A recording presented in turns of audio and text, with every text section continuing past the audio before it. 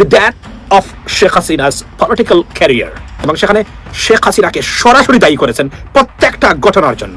কাজটা জাতিসংঘ একদম পানির মতো সহজ করে দিয়েছে। শেখ হাসিনার রাজনীতি কিন্তু শেষ হয়ে গেল। এটা বাংলাদেশের কারোর কথা না, আমারও কথা না, এটা হচ্ছে জাতিসংঘের কথা। আর কিছু লাগে? জাতিসংঘ এটা। আমিরে জামাতের জরুরি চেষ্টা। দর্শক, একটা বড় ঘটনা কিন্তু ঘটে গিয়েছে। সেই যুক্তরাজ্যের সরকার এবার ইউনূস সরকারের আমলে আগামী কয়েকদিনের মধ্যে আরো একটা বড় ধরনের দুর্ঘটনা ঘটতে যাচ্ছে। একটা বড় সড়ো হামলার ঘটনা ঘটতে পারে বাংলাদেশে, এমনই সতর্কবার্তা জারি করেছে। গতকাল একই দিনে দুটো বড় ঘটনা ঘটেছে, ফলে বিরাট একটা রিপোর্ট, আমরা বিরাট একটা ঘটনা বলবো। এটার মাধ্যমে আমরা এখন শেখ হাসিনা, তার দল, বিশেষ করে শেখ হাসিনাকে জাতিসংঘ সার্টিফাইড বর্বর বলে বলতে পারি। দুটো দিক খুবই গুরুত্বপূর্ণ।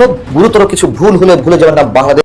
দর্শক, হাসিনার রাজনৈতিক ক্যারিয়ার শেষ, আর রাজনীতিতে ফিরে আসতে পারবে না, এমনটাই জানিয়েছেন জাতিসংঘ।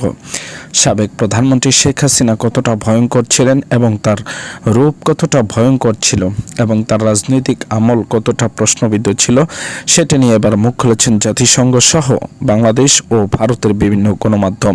বিস্তারিত দেখুন আজকের প্রতিবেদনে। শেখ হাসিনা পালিয়ে যাওয়ার পর থেকে একের পর এক ভিত্তিহীন সংবাদ প্রকাশ করে আসছে ভারতীয় বেশ কিছু গণমাধ্যম।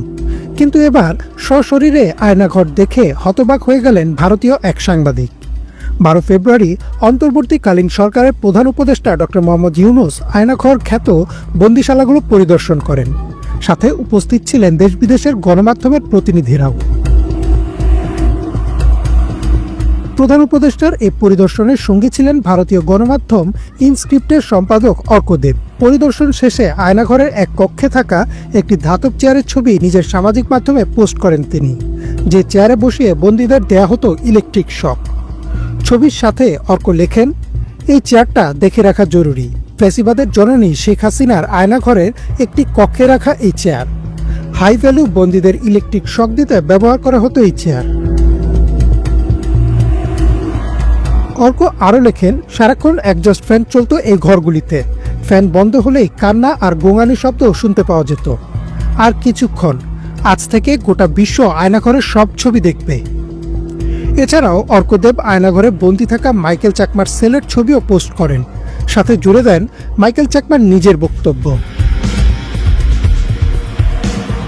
বুধবার প্রধান উপদেষ্টার অফিসিয়াল ফেসবুক পেজ থেকে জানানো হয়, ঢাকার 3টি এলাকায় এই গোপন বন্দিশালা ও টর্চার সেলগুলো পরিদর্শনের সময় উপস্থিত ছিলেন 6 জন উপদেষ্টা, আন্তর্জাতিক অপরাধ ট্রাইব্যুনালের চিফ প্রসিকিউটর তাজুল ইসলাম, গুম কমিশনের সদস্য ও গুমের দর্শক, এতক্ষণ পর্যন্ত দেখলেন আয়নাঘর দেখে হতভম্ব ভারতীয় গণমাধ্যমের যে সকল তথ্যচিত্র।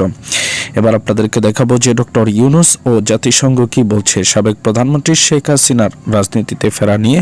বিস্তারিত দেখুন এই ভিডিওতে। একেবারে সামান্যতম যে মানবিক অধিকার সেটুকু থেকে বঞ্চিত করে রেখে দেওয়া হয়েছে।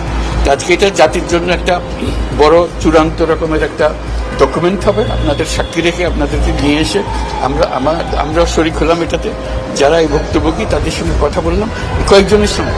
ভুক্তভোগীদের সংখ্যা আমার জানা মতো 1700 প্লাস, 1750 প্লাস এরকম যারা ভুক্তভোগী। ওই যে খুপড়ির মধ্যে তাকে রাখা হয়েছে, গ্রামে তো মুরগির খাঁচা এর চাইতে বড় হয়। এরকম অবস্থা, মুরগিও নড়াচড়ার যেরকম জায়গা পায় না, ওরও নড়াচড়ার কোনো জায়গা নেই। ওকে অবস্থা রাখা হয়েছে, মাসের পর মাস, বছরের পর বছর তাকে অবস্থা রাখা হয়েছে।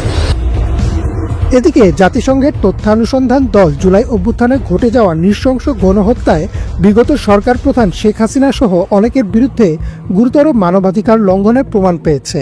জাতিসংঘের মানবাধিকার হাই কমিশনার ভলকার টার্ক 12 ফেব্রুয়ারি সুইজারল্যান্ডের জেনেভায় এক সংবাদ সম্মেলনে এই রিপোর্ট প্রকাশ করেন। 114 পৃষ্ঠার এই রিপোর্টে জুলাই-আগস্ট মাসে বাংলাদেশে ঘটে যাওয়া গণহত্যায় সরাসরি শেখ হাসিনার সম্পৃক্ততা উঠে আসে। There are reasonable grounds to believe পুরনো সরকারের কর্মকর্তারা, তাদের নিরাপত্তা ও গোয়েন্দা সংস্থা এবং আগের শাসক দলের সদস্যরা গুরুতর ও পরিকল্পিত মানবাধিকার লঙ্ঘনের সাথে জড়িত রয়েছেন, এমন বিশ্বাস করার যথেষ্ট কারণ আছে।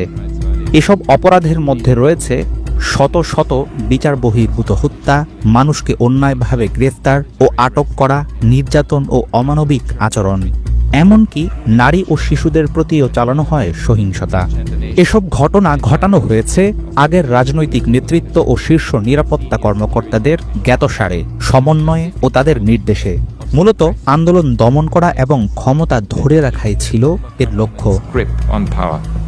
জাতিসংঘের প্রতিবেদনে জুলাই আন্দোলন দমনে গণহত্যায় সরাসরি শেখ হাসিনার যুক্ত থাকার প্রমাণ সামনে আসার পরও কি তাকে শেল্টার দিয়ে যাবে ভারত, নাকি আন্তর্জাতিক চাপে মোদি ফিরিয়ে দিবেন বাংলাদেশে ওয়ারেন্টভুক্ত আসামি শেখ হাসিনাকে?